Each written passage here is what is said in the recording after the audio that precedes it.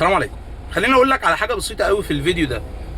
يعني ممكن انت تشوفه تافه ملوش لازمه، بس والله العظيم بيفرق كتير.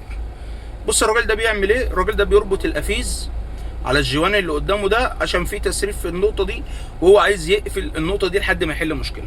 هتقول لي يعني القفيز ده اصلا عملي؟ هقول لك عملي. انا عايز كل واحد بيشوف الفيديو ده يروح يجيب اكياس قفيز. الاكياس قفيز ده فيه 50 قفيز مثلا، كله على بعضه ب 40 جنيه ولا ب 50 جنيه، يخليه معاه في العربيه. هتقول لي لازمته؟ اقول لك بيفرق كتير جدا. يعني اوقات تبقى ماشي تلاقي حاجه ضربت عندك وعايز تحكمها لحد بس ما توصل، مش عارف تتصرف. القفيز هو الوحيد اللي بيحل المشكله دي بمنتهى السهوله. بتربط اي حاجه عندك حصل فيها مشكله او فكت منك وانت ماشي، يعني مثلا فبره وقعت، حاجه كساحه وقعت، هو القفيز الحل. اربط لحد ما تحل المشكله، صدقني بيساعد وبيفرق كتير قوي. السلام عليكم.